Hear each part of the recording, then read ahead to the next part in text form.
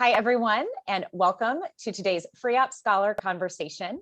I'm Melanie Hildreth, Chief of Staff at the Foundation for Research on Equal Opportunity, and I'm pleased to introduce our speaker today, FREOPP Scholar and Senior Fellow Preston Cooper.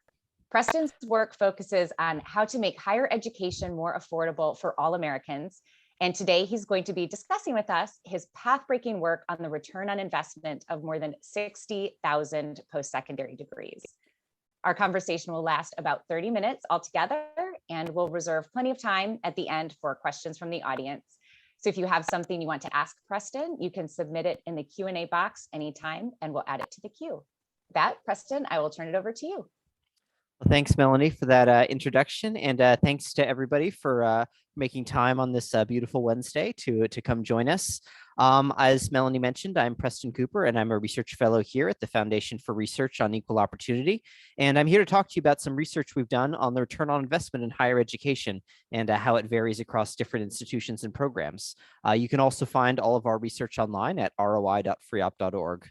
So I have some slides for you. Let me just share my screen. And I will put it like that. And I hope you can all see that. So why study return on investment? So 2/3 of high school graduates are going to enroll in college or trade school within 6 months of graduating high school, 6 months of getting their diplomas. And poll after poll shows that the main reason they're seeking a higher education is money. Getting a better job, increasing their earnings, these are the primary reasons people are going to college. It's definitely not the only reason, but it is the most important, and it's not something we can ignore. That's why it's so important to study ROI in higher education, because it determines a lot of things, both from your financial position to your ability to repay your student loans. And we find that return on investment varies a lot by both what college you attend and what you major in. So some of you may be familiar with this chart from the Bureau of Labor Statistics. These are the median earnings of people 25 and over by educational attainment. So you can see that bachelor's degrees, people with bachelor's degrees are going to earn about 65% more than people with only a high school diploma, and they also have lower unemployment rates. And so this often gets simplified, I'd argue oversimplified, into a message that we blast at students, that if you want to be financially successful, you should go to college. But this kind of seems difficult to square with some other facts. You know, over 7 million people are in default on their student loans, and polls tell us that many former students feel their education wasn't worth it. There are some issues with the more education equals higher earnings story that we need to contend with. First of all, not all degrees are equally valuable. There's a huge amount of variation in the returns to college that the average just misses.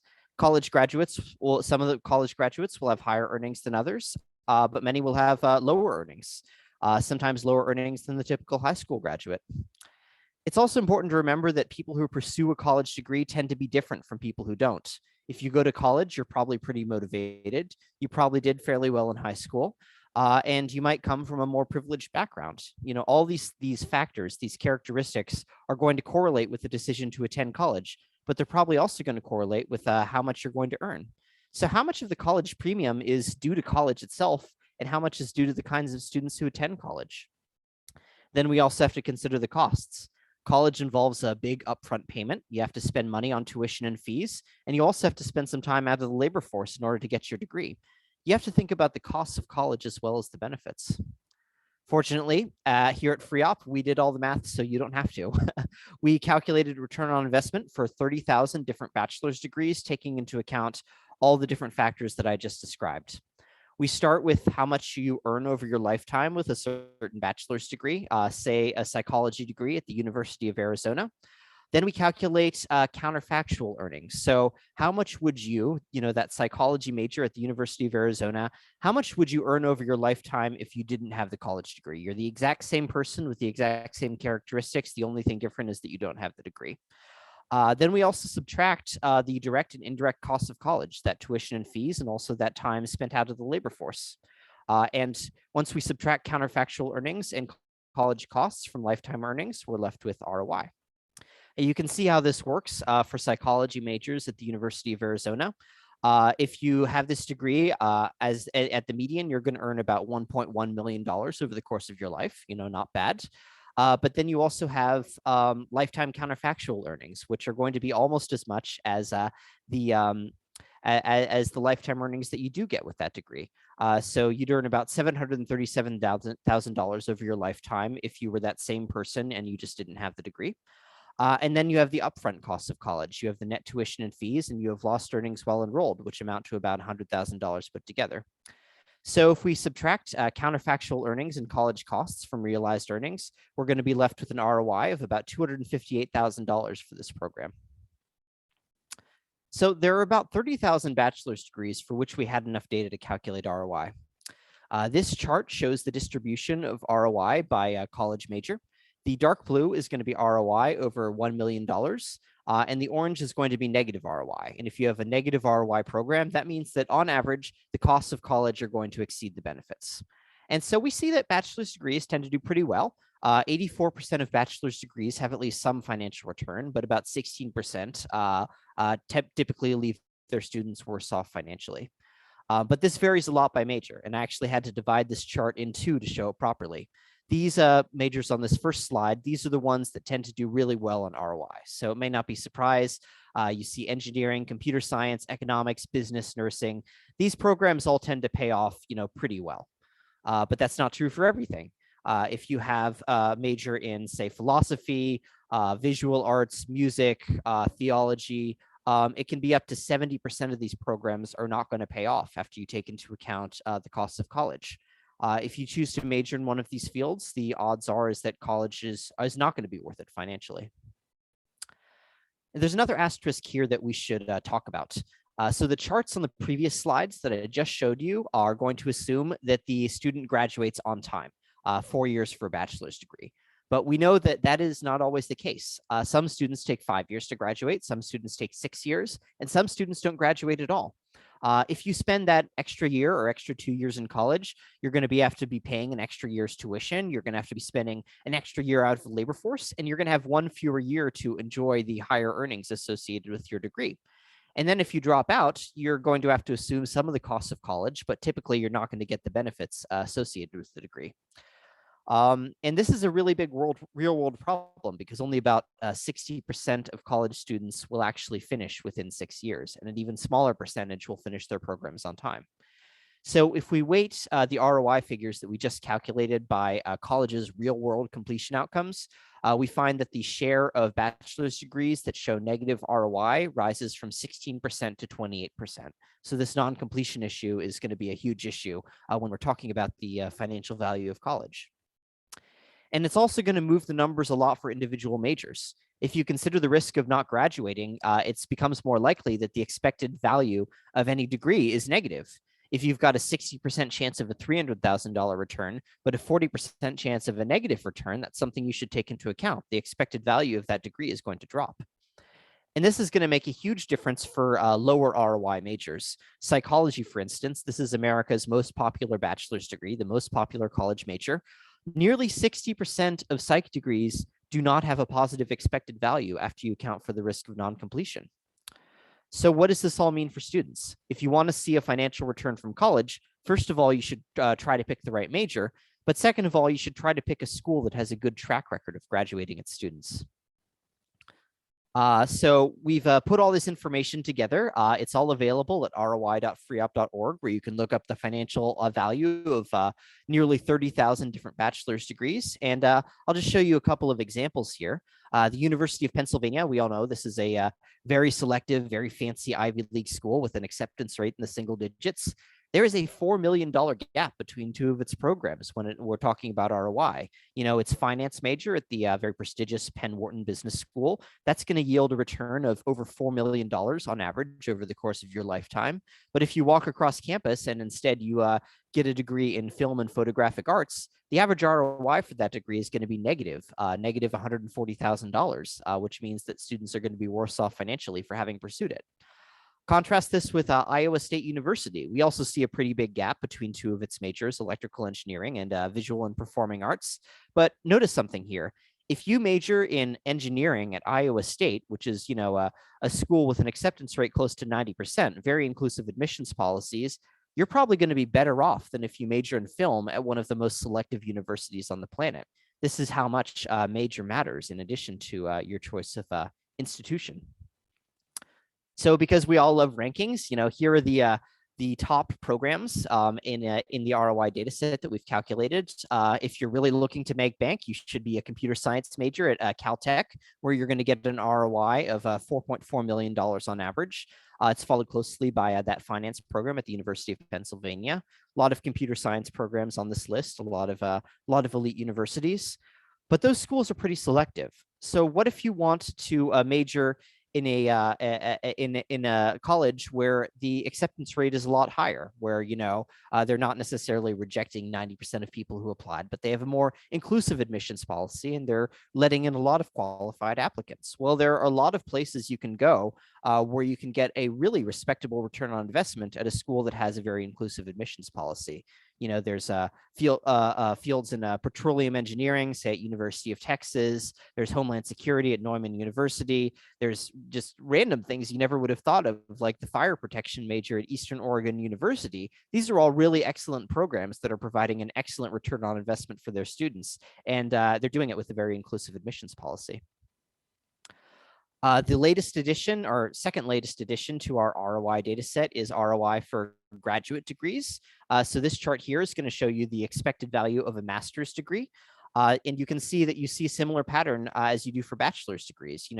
Certain fields are going to pay off much better than others. Majoring in computer science or nursing at the master's level is typically going to pay off. But if you get an MFA or even an MBA, that's typically not going to pay off nearly as much. And we find that 40% of master's degrees have negative ROI on average, which is pretty significant considering that the number of master's degrees conferred in the United States has doubled over the past 20 years. It's becoming a very popular graduate degree for people to pursue.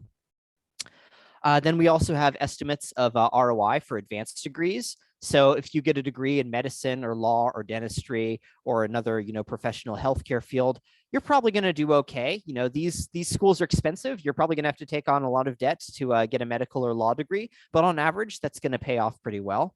That's not necessarily the case for PhD programs, especially ones outside of STEM, where most of those programs are not going to pay off. So buyer beware if you're considering a PhD program. And then just a couple weeks ago, we put up a new set of estimates, ROI for sub-baccalaureate credentials, including associate degrees and certificates. And just like with graduate degrees and bachelor's degrees, those returns are going to vary a lot by what you choose to study at a community college or other two-year institution. If you get an associate degree in registered nursing or mechanic repair technologies like HVAC repair, auto repair, these very vocationally oriented fields, you're probably going to do pretty well. And there are a lot of associate degrees which are going to pay off better than the typical bachelor's degree if you're choosing the right field. So, I want to emphasize here that if you're choosing the right field, community college, two-year institutions can be a very financially valuable option. But that's not the case for everything. If you get a degree in liberal arts or English literature at a community college, that's typically not going to pay off. The earnings are typically not going to be high enough to justify the cost of college there. Similar pattern here for post-secondary certificates. So you can see, vehicle maintenance and repair, precision medical work, metalworking, licensed practical nursing. These certificates are going to pay off pretty well. These, vocationally oriented fields. But that's not the case for everything. Cosmetology, learning to either do nails or braid hair. It's an important profession, but typically the programs that are training people in these fields are not going to pay off, unfortunately. So that is something to consider if you're considering a career in the trades. So here's some resources for you all. If you go to roi.freopp.org, you can look at the ROI for 60,000 degrees and certificates.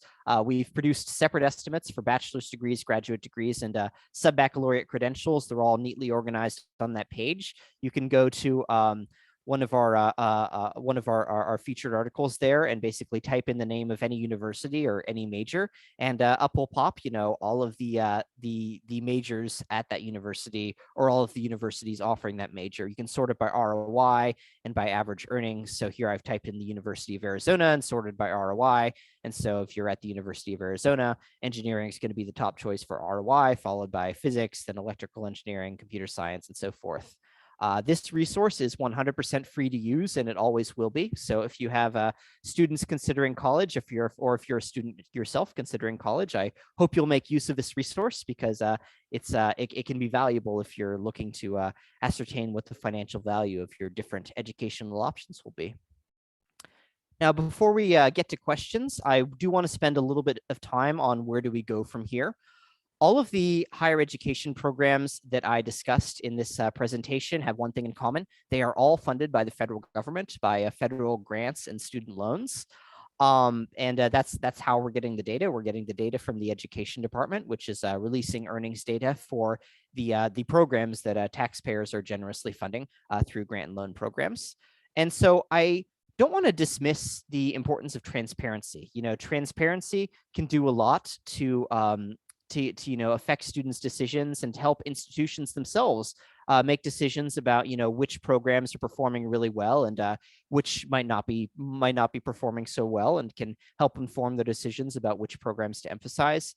But I also think taxpayers are investing $150 billion in our higher education system every year, and that's just at the federal level.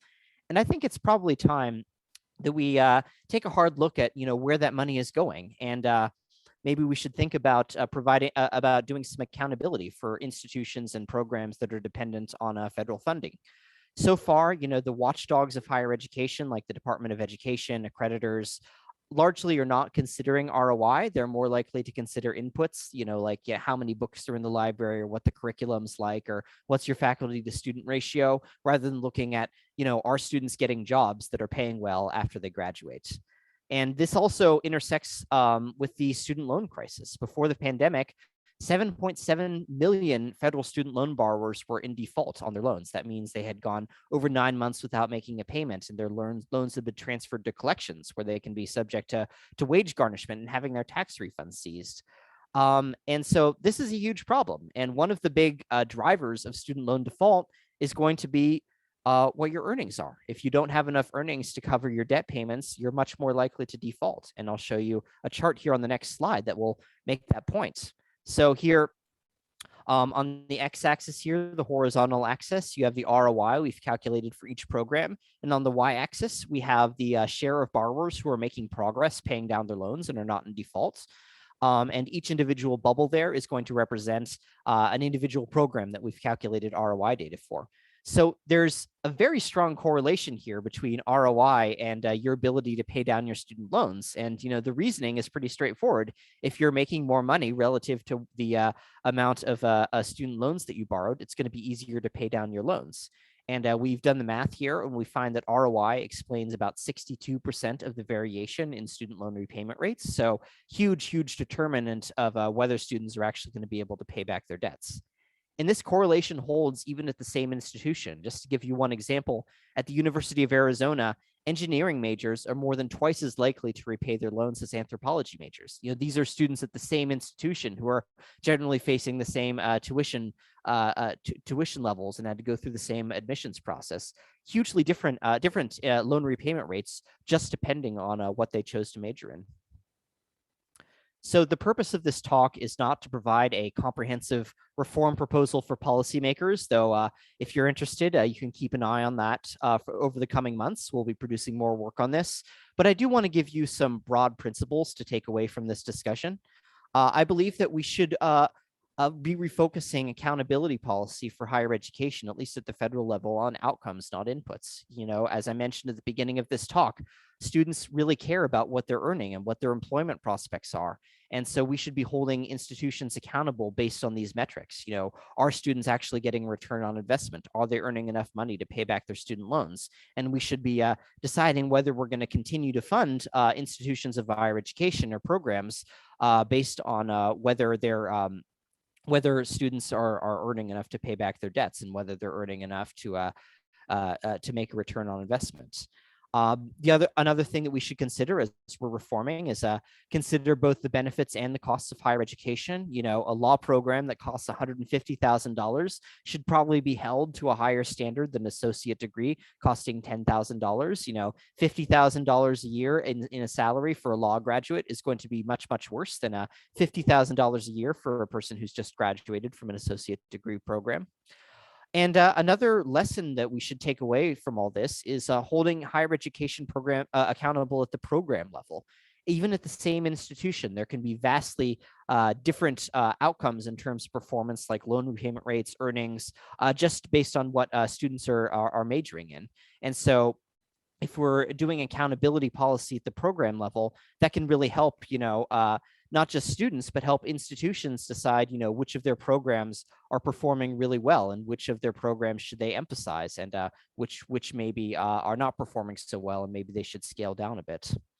Because so much of the variation in returns is not dependent on where you study, but dependent on what you study. So that's all I have for you right now. I'm excited to get to some questions here. You can read more about our ideas for reform at roi.freopp.org. And yeah, Melanie, let's take it away with some questions. Yeah, we're getting some good questions, and it seems to be kind of split between specific questions about the ROI study itself and then sort of the bigger general principles. So we can start with the questions about the ROI.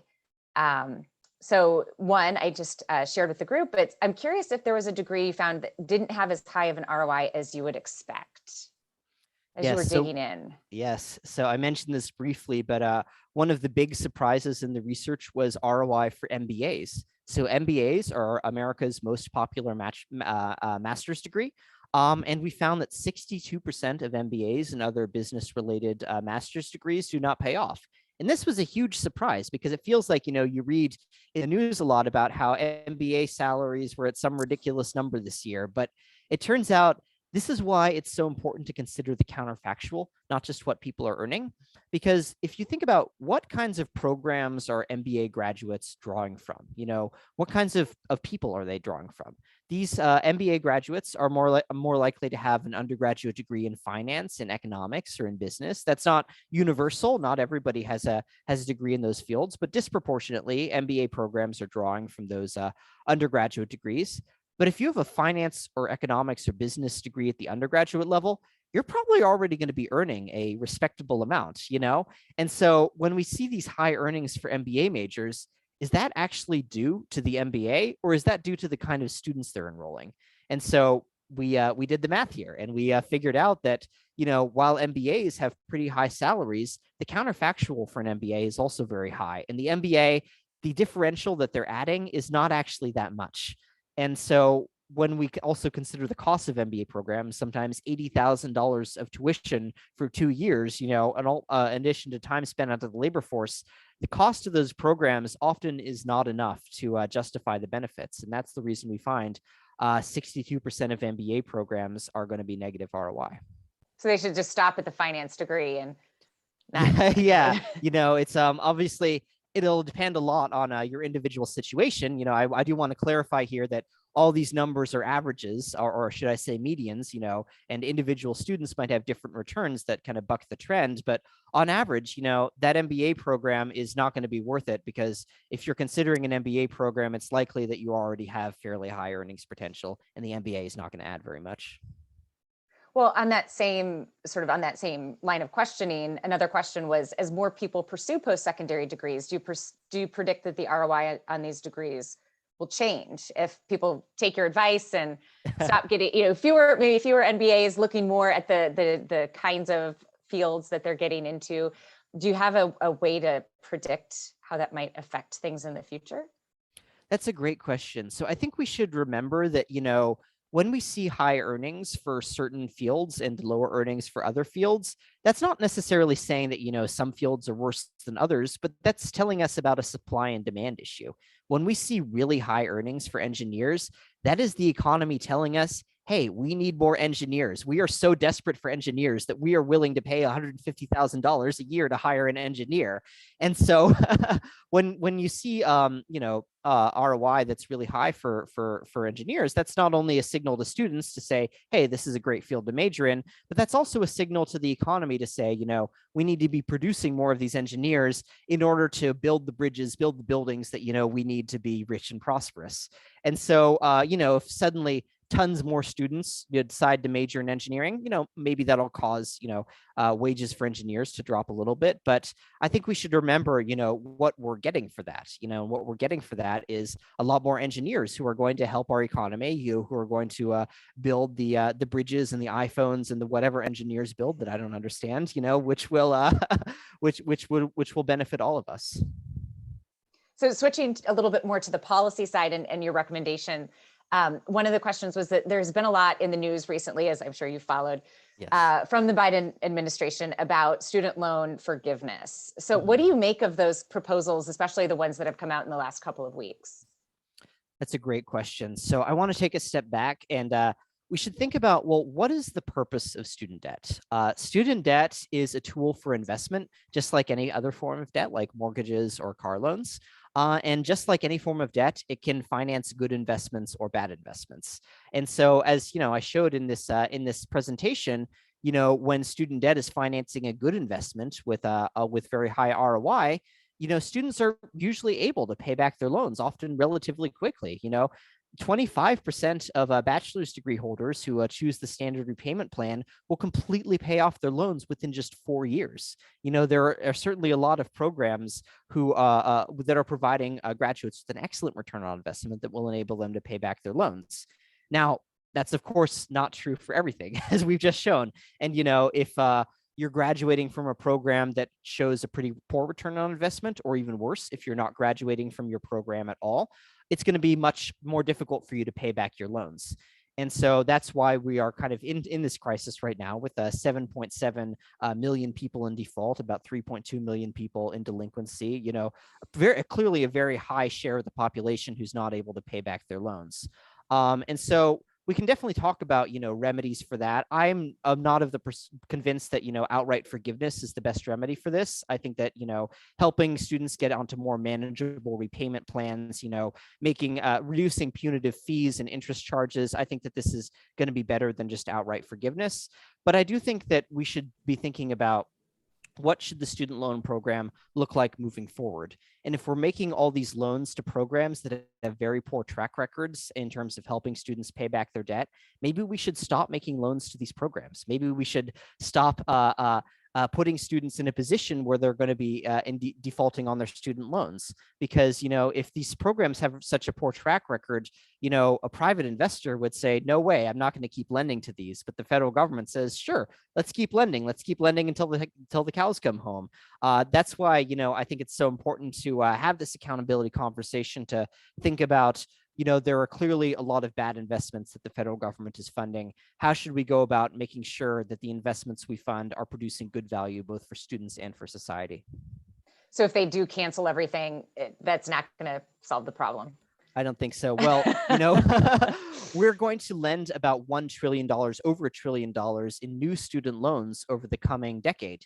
If we forgive the outstanding $1.6 trillion right now, we're going to be back in this same mess about 10 years from now, if we don't make any other changes. So rather than talking about, forgiving the loans that are existing right now, we should be talking about, what are we going to do to make sure that the loans we're handing out in future years are going to be going to good investments rather than bad investments. We have time for just a couple more. So one more question came in about your calculations. Can you clarify how you calculate the counterfactual earnings? So if we're looking at bachelor's degrees, do we really know what the individual would earn without the degree? Maybe they take a different path and they don't try to do the same job or something. That's a great question. So the way we calculate counterfactual is we start with the earnings of a typical high school graduate of the same age of somebody who's going to college. So, we compare earnings for people, for college graduates at 23 to earnings of high school graduates at 23. But then we make a number of adjustments to those earnings of high school graduates. So number one, we make a demographic adjustment to make sure that, the age, the race and ethnicity, the gender of the people who are going to college match up with the counterfactual that we're comparing them to. We also make an adjustment for location and urbanicity. We recognize that, if you're a high school graduate in rural Alabama, you're probably going to be making less than a high school graduate in New York City. And so if you have a college in New York City, the counterfactual has to be higher than a college in rural Alabama. And lastly, we also make an adjustment for characteristics of college students, and we use a data set called the National Longitudinal Survey of Youth, which collects tons and tons of data on America's students, both high school graduates and college graduates, including things like their scores on standardized tests, what their high school was like, what their personalities are like. And basically we use this data set to kind of make an adjustment to say, how much of the college wage premium is due to the actual college, and how much is due to these characteristics of students that the data set is collecting information on. I can't say that our counterfactual adjustment is perfect, but I think it's somewhat better than what has come before, because we are taking into account more factors like the scores on standardized tests, what your high school was like, your own self-perception, your family situation, things like that, that probably correlate with the decision to attend college, but aren't always taken into account in these kind of analyses. Okay, one last question and we'll let everybody go on time. What are back to the reform proposal, what are the biggest barriers that you and the team at FREOPP have run into in trying to advocate for reform on the Hill or elsewhere? That's a great question. So there's some good news and some bad news. The good news is that both Republicans and Democrats do seem to recognize that this is a problem and that we do need stronger accountability rules for colleges that are dependent on federal funding. Both Democrats and Republicans in their comprehensive, Higher Education Act overhauls that they proposed strengthening accountability rules. But the bad news is, when the rubber hits the road, it's almost certainly going to be the case that there's some college in every congressional district that is going to have at least one program that does not do well on whatever accountability test you've come up with. And so members of Congress will say, I'm in favor of accountability in principle, but I think we need an exemption for this, one college in my district, which I think, their hearts are really in the right place. And it may be the case that their hearts are really in the right place, but that's not going to matter to a student who's defaulting on their student loans. And so that's really the barrier that we need to get over, is kind of political, figuring out how can we make these accountability policies, both strong enough to protect students, but also politically palatable enough to garner wide enough support in Congress to actually pass. All right. And with that, we're out of time. Thanks so much, Preston, for doing the great work and for sharing it with us today. Thank you for joining us, to everyone who tuned in. Have a great afternoon and look forward to more conversations like this in the future. Thank you, Melanie. Bye-bye.